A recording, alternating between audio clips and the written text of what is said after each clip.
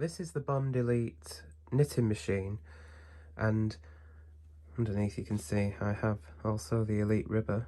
But anyway, I wanted to make this video to talk about the sponge strip that the Bond Elite and the Elite ribber has, that sits on top of the needles, and it's very much the same as the Silver Reed LK machines and the Brother KX machines as well, that came after the Elite.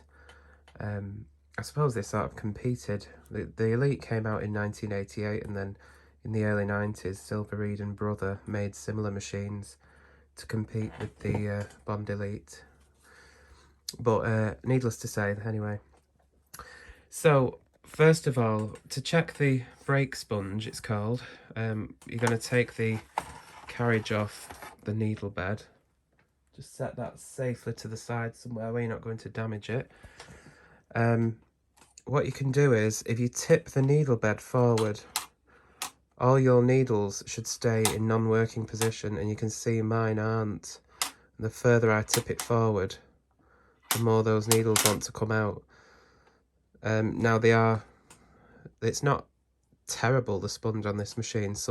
Sometimes you'll find the needles will just fly forward, but this definitely needs replacing. It's not holding the needles as well as it should do, because with a fresh brake sponge in there, when you tip the needle bed forward, all those needles should stay where they are in non-working position. Now, this doesn't apply to the standard Bond machines that look like this. They don't, and are not designed to have any sort of a brake sponge. They were just designed for the needles to be all loose, because they advertised a hand-knitted look.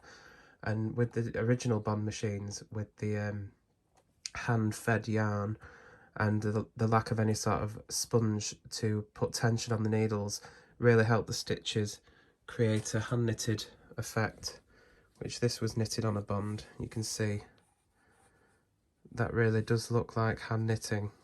A machine knit fabric isn't typically as uneven as that, and that's what the Bonds were designed to do, to make a hand knit look.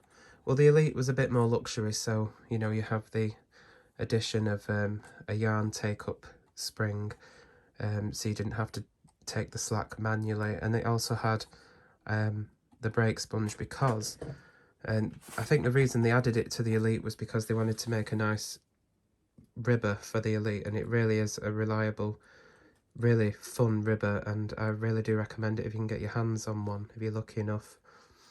But the Elite ribber wouldn't work properly without the needles under some sort of tension, which is why I think they added it to the Elite.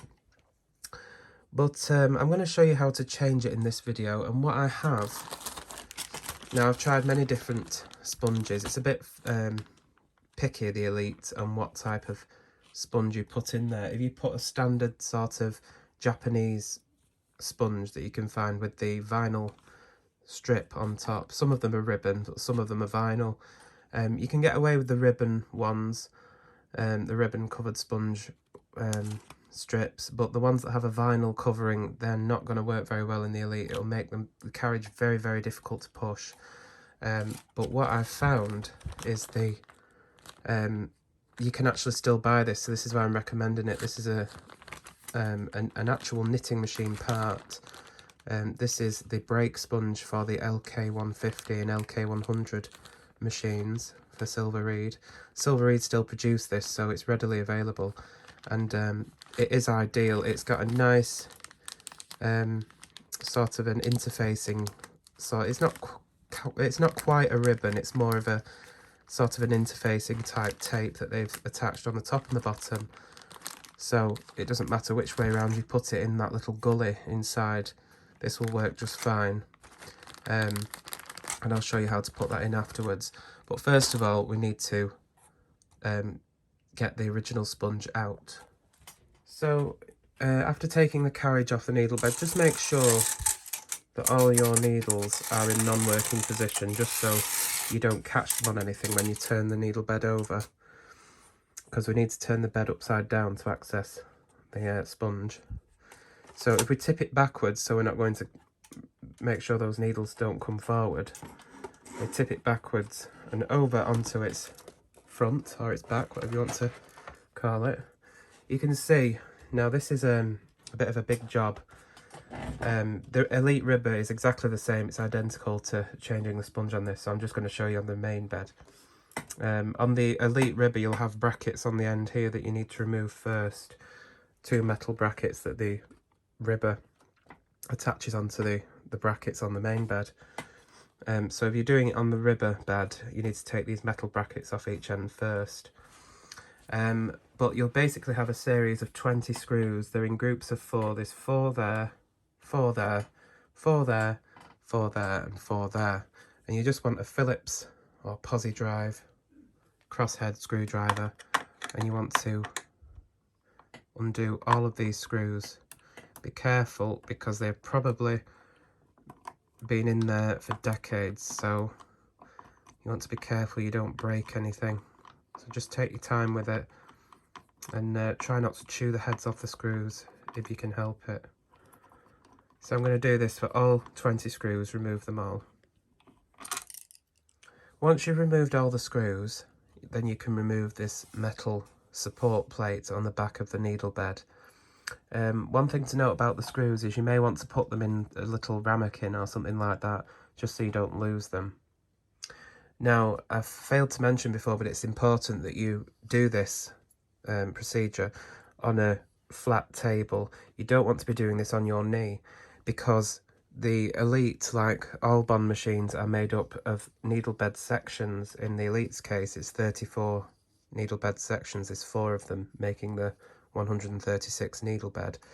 And if you're doing this on your knee, when you take this off, this plate, it'll put a lot of stress on these joints, and you don't want that. So make sure you're doing it on a flat surface.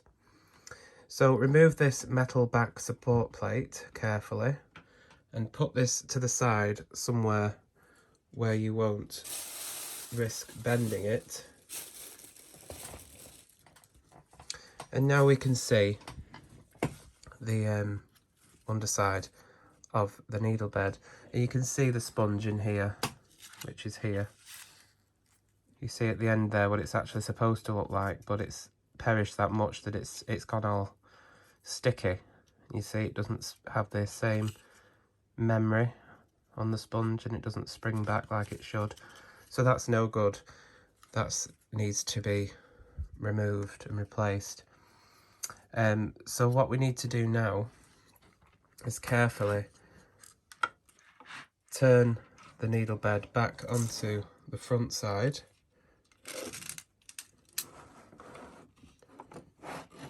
And then we can remove the needles. The needles have to be removed to get the sponge out. Don't be tempted to just pull that sponge out from one end, because chances are that the sponge will start ripping to pieces and you'll get lots of sticky bits of foam everywhere, which will be hard to clean up. So what I'd recommend you do is you bring all your needles out into holding position all the way along, with either some sort of a needle pusher or a credit card like this, and close all the latches on the needles like this, and then one at a time pull back and up on the needles to remove them from the machine. And while you're at it at this point, since you have all the needles out to replace this sponge, you can clean the needles. For cleaning knitting machine needles, I typically use Surgical Spirit, which you can find in Boots.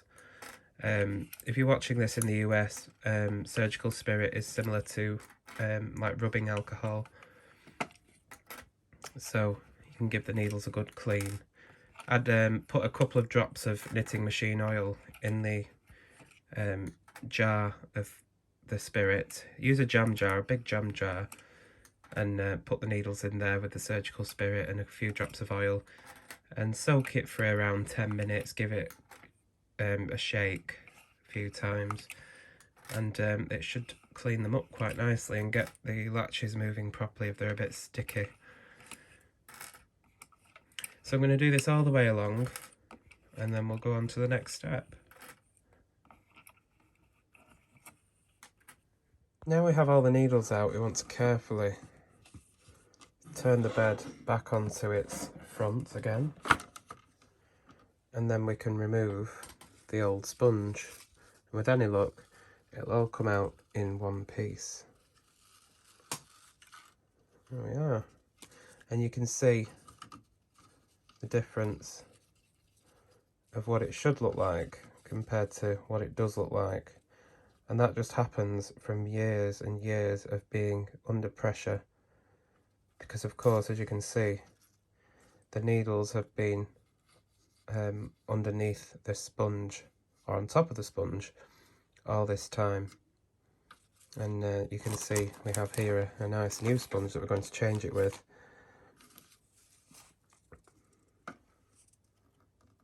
You can see that's pretty much the same as what we have for the LK151.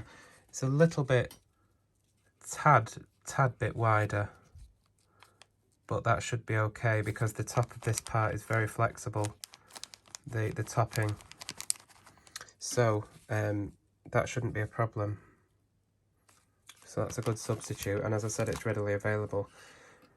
So there's the needles in the surgical spirit in a large, well, it's a Dolmio jar, but, and there's the your standard sort of Japanese knitting machine oil. Just put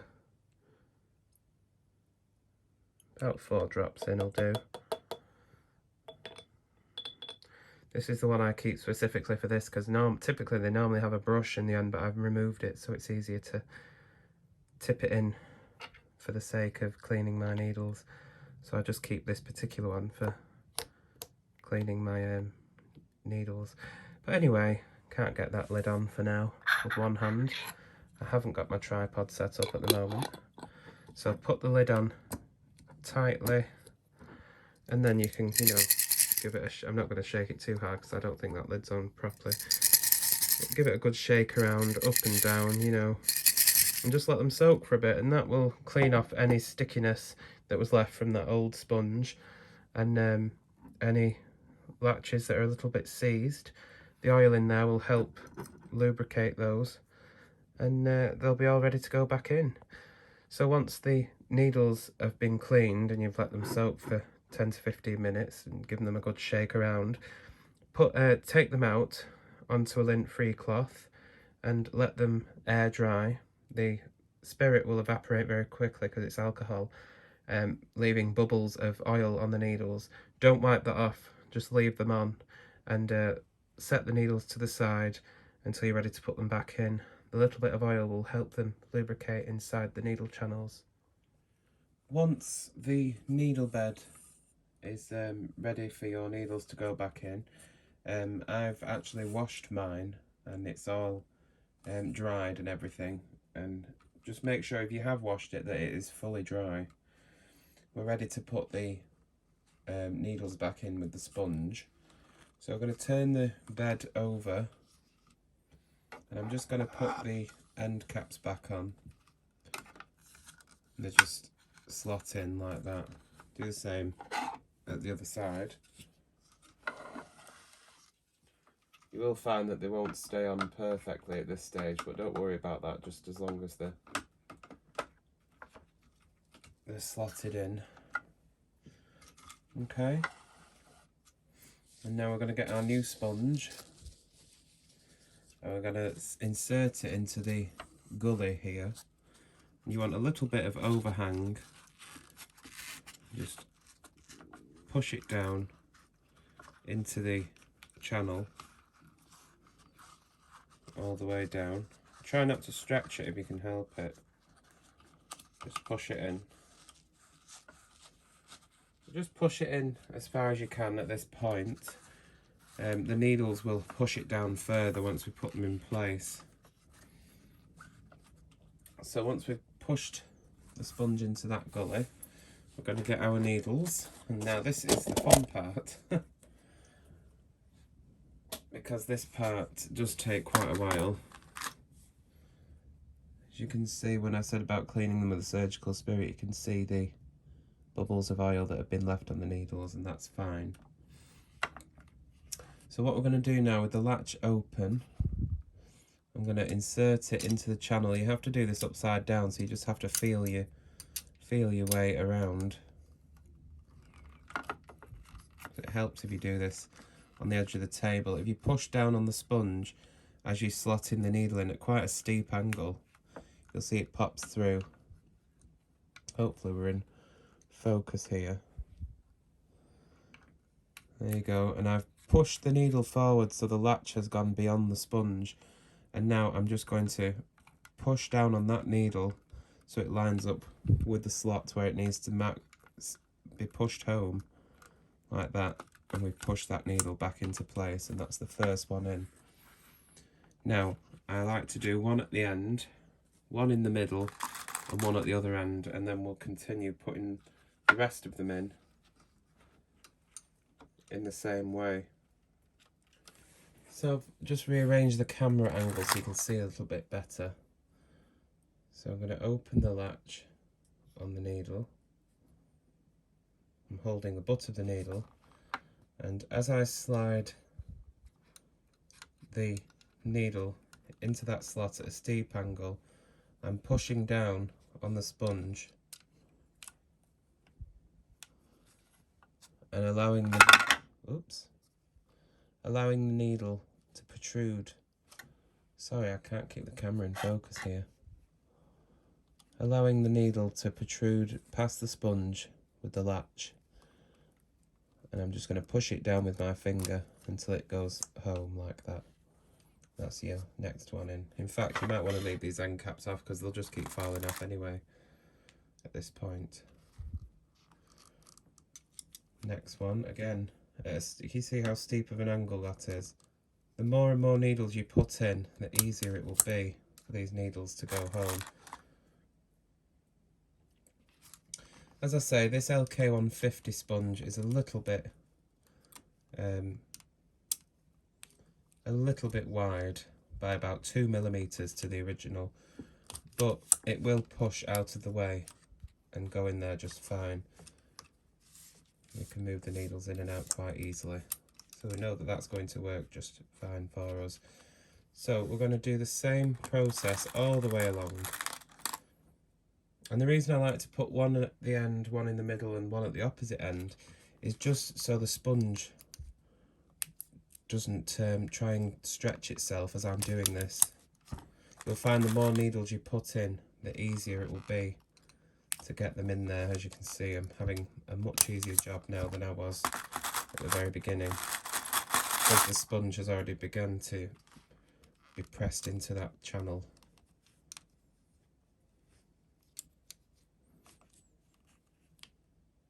So push the needle beyond the latch from the sponge there and push it down with your finger and push it home. You'll be able to feel that it's gone in place. If you want to check, you can turn it forward and see that the needles are properly in their channels where they should go. So this does take quite a while to do, but you'll get there.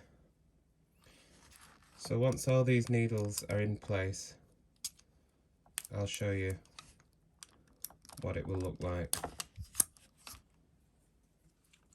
As we get more needles in here, you can see what is going on here. We have the sponge in this gully and the needles are pressing down on top of those. And that's what gives the needles their tension, if you're not familiar with how these sponge thingy-mabobs work. One thing you want to make sure of is if you just take a plastic darning needle or a transfer tool or something, you see where bits of the sponge have sort of rucked up a bit. You want to make sure you just push down on that a little bit, so it's only the ribbon that is exposed to those needles, because you don't want premature wear on the sponge. You see it's happened a little bit here, and that's mainly because the sponge is marginally too wide, but that's nothing to worry about. Over time that will seat perfectly fine on its own.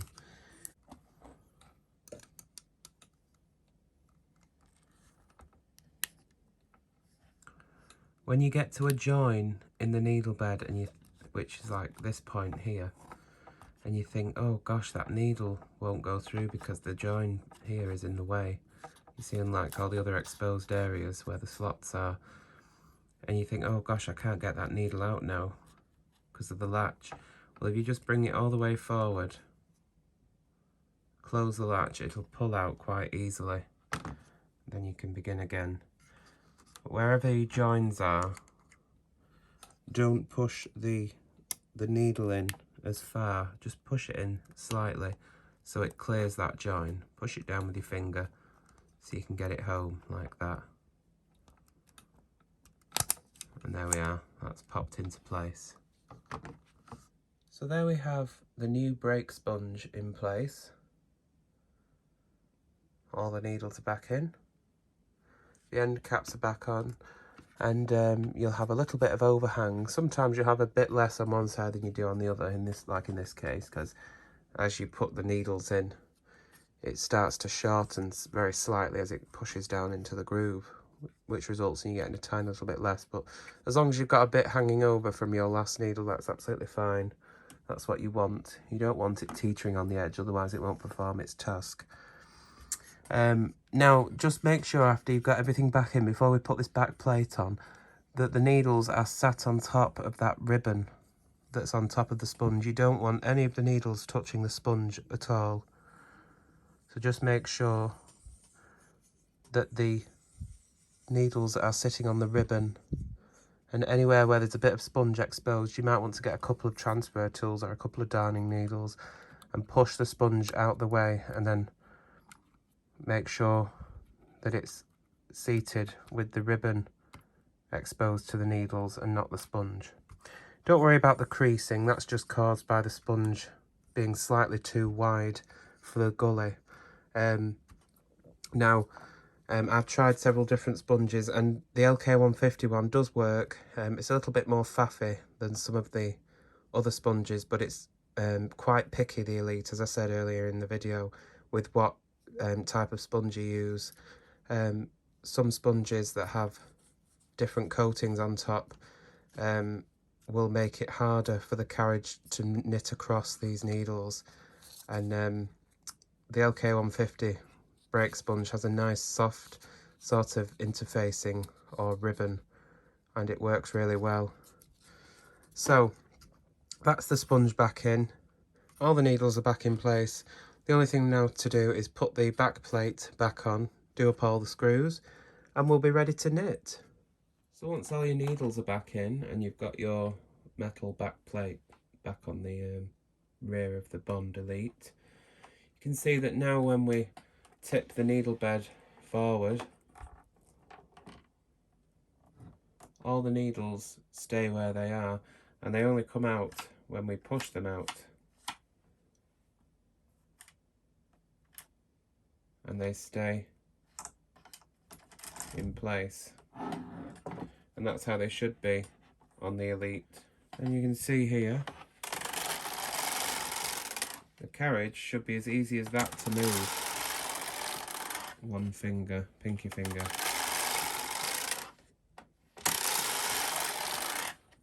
If it isn't, then there's you haven't put the sponge in right, or you've used a poor quality sponge that will not work very well with the Bond Elite. I'll put a link to where you can buy this LK150 Silver Reed brake sponge. The only other one I've found to work is there's one that you can find on eBay in the UK. I can't remember the seller's name, but it's a sponge like this on its own, but it has the iron-on tape. You have to iron the tape on the top and bottom yourself. I think it's sold for Brother Convertible machines. If you put that in, Brother Convertible knitting machine sponge, it should come up. But what you don't want is, you don't want one with a sticky back plastic that you remove and there's an adhesive. You don't want one like that. Those are for sticking into a sponge bar when you replenish the sponge on a sponge bar for a Japanese machine.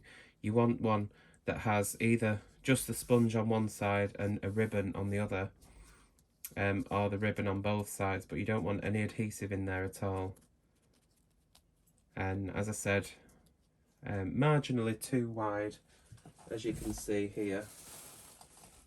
If I can get the other end of this original sponge.